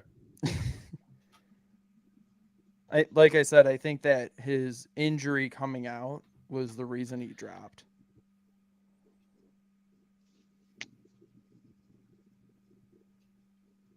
Yeah. All right, so before we get to the top 5 here, any big names here? Bryce, I'll go to you here. Any big names where you're like, oh, you have to have this guy in your top 5? Just looking at it right now, I think it's a pretty fair list. I wouldn't change up the top 5 at all. Same. Oh, were you looking at the list? Yeah, I was. Okay. Yeah, I was just wondering, assuming you weren't looking at it or anything, just 5 names in general that you would say, oh, you better have, Aaron Donald in here, Chris Jones, but you guys would agree with the 5 players that I included in here? Yeah, for sure. Same. Okay, yeah. So, if you guys haven't seen yet, if you haven't checked out the article, please do that. But starting at number 5, I put Cameron Hayward. Now, he's 34 years old, but he's still putting up the numbers. And I really contemplated putting him a little bit higher, but Dexter Lawrence and Quinnen Williams haven't hit their ceilings yet, and they continue to get better and better. Their numbers are getting better and better. And I figured I would take that upside and give the 2 New Jersey guys the number 3 and 4 spot. Put Cameron Hayward at 34, or we put him at number 5 because he's 34, so he's already hit his ceiling, but he's going to be that steady rock for you where he can get the job done. So that's 5, 4, and 3. Chris Jones, number 2. He had arguably his best season last year, 15.5 sacks, a bunch of QB pressures. He always grades out really, really well with PFF. And I put Aaron Donald at 1 just because he's Aaron Donald. He had a down year by his standards. He had 49 tackles and 5 sacks. and that was his lowest sack total since 2016. He did make the Pro Bowl, but he didn't make an All-Pro, and he didn't get a vote for Defensive Player of the Year. And that was the first time in his career that he didn't have at least two of those three. So a bit of a down year for Aaron Donald, but again, it's Aaron Donald. So the gap is closing where maybe someone like a Chris Jones, Quinnen Williams, Dexter Lawrence could take over that spot for number one. But I think for now, it's still Aaron Donald. Would you guys agree? Yeah, it's probably going to be. Yeah. Sorry, I interrupted you. No, you're fine. I was just going to say right now, yeah, Aaron Donald's still the guy you think of when you think of the top defensive tackles. But I would say I think Chris Jones is the closest to overtaking him. And could very well overtake him in the next couple of years. It's going to be Aaron Donald until he a wrecking retires, ball probably. The last few years. Mm-hmm.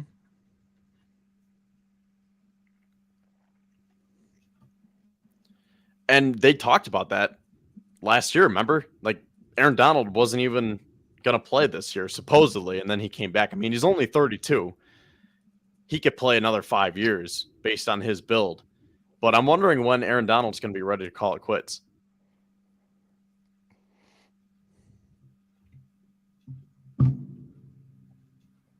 I mean, if it hasn't happened yet, I don't think it's going to anytime soon. I think he's still going to push for another ring, before he retires. I mean, he's still got, some years left on his contract too. So it's not like, his contract's up soon. He's going to retire before he has to go to another team.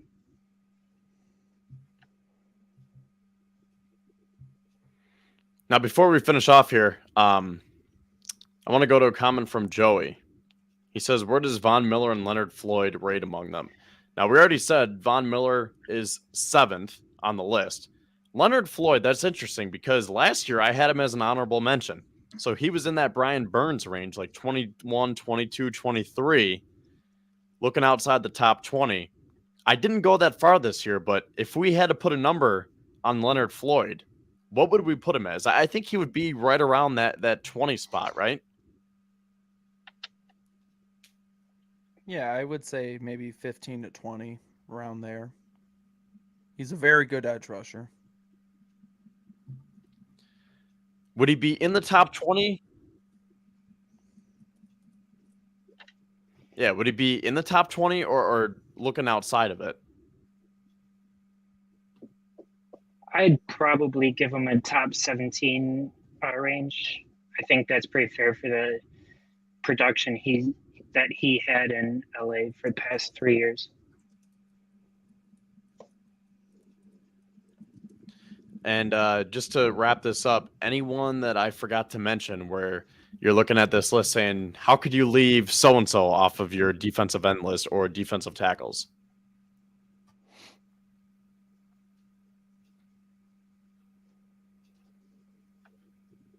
None I can really think of. Not to my knowledge now. I mean, looking at your list over again right now, and I think it's pretty fair. Yeah, I think so too. And I think the defensive tackle one's fair as well. I would say maybe the one that someone might point out is Fletcher Cox, but I feel like he's at the point in his career where he's probably hovering just outside the top 10.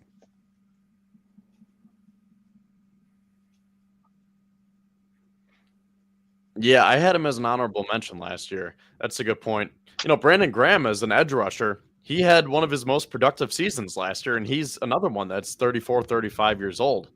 So, I mean, there are probably some veterans that you could look around and say, not that he's top 10 anymore, but someone like a Calais Campbell, where it's like, I think he deserves, or Justin Houston, honorable mention. These guys are still putting up numbers.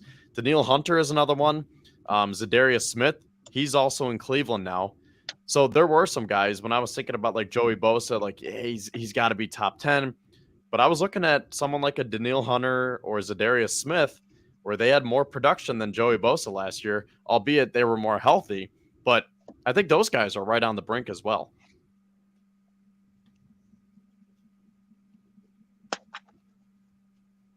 That's fair.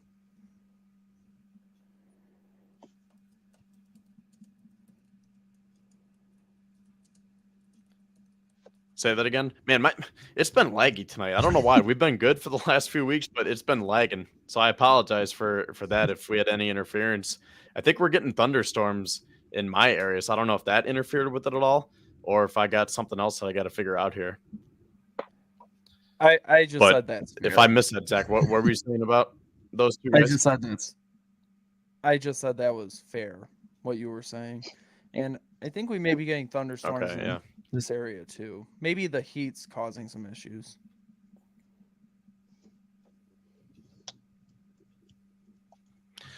Well, I guess it'll help the grass to grow, but I got a lot of work to get done this week, so it can't rain too much.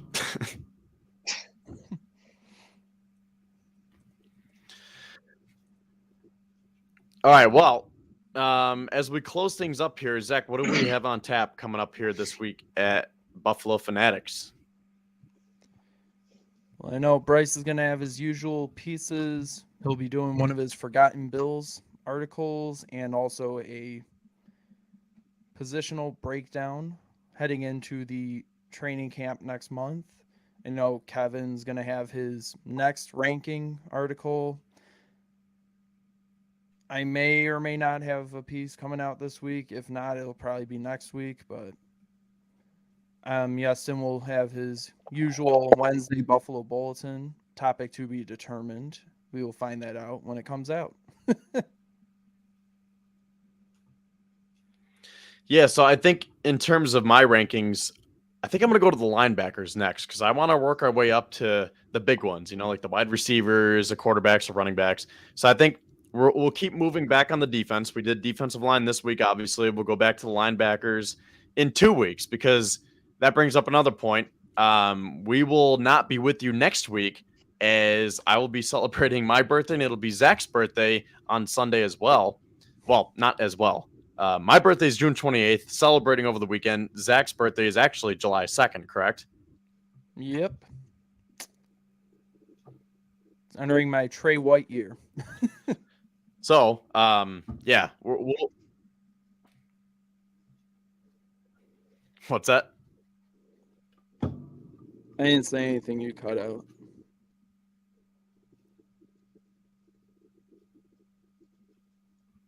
Oh, well.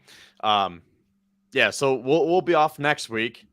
No article in terms of the linebackers, but look for us in 2 weeks coming back on the Writers Club, getting the rankings going, and then obviously, all the other good content that we have coming out for you. Joey says happy birthday to us. Thank you, Joey. Again, apologize for any interference that we had tonight. Hope you guys still like the show. Drop a comment. Let us know what you thought, what you think. If you have any final comments you want to get in here before we sign off for the night, it's about 11 o'clock. We'll give you about a minute or so if you want to do that. Bryce, do you have any final thoughts? One thing I did want to mention before, I just want to say that going back to the McDermott and Beane discussion we had about an hour or so ago, you don't fire him or you don't, extend him this year to a 2-year extension just to fire him, the following year. I think that's a bolster of confidence for next, few seasons. Yeah, I think that was the Pagulas putting their stamp of approval and saying, we're going to right the ship here. Yeah, definitely. So with that, thank you, Joey. Appreciate you and appreciate all you guys for watching. We had a pretty good turnout tonight. Again, you can go back and watch a playback. We'll put the timestamps on it for you tonight, and then you'll be able to watch it throughout the week. And then just keep it locked and loaded here on Buffalo Fanatics. And we'll catch you guys in a couple of weeks as training camp is getting going in just a few weeks away. You guys will be there. I mean, that's in your backyard. So I bet you guys will be looking forward to that, right? Yeah, I think I'm going to be going to a few practices this year. Yep. I already know we're going to have a special visitor coming during that time that Bryce and I are excited about.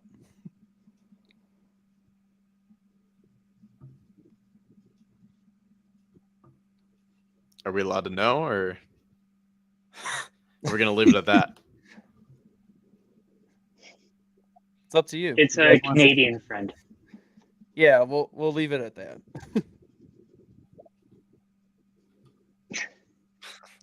All right, fair enough.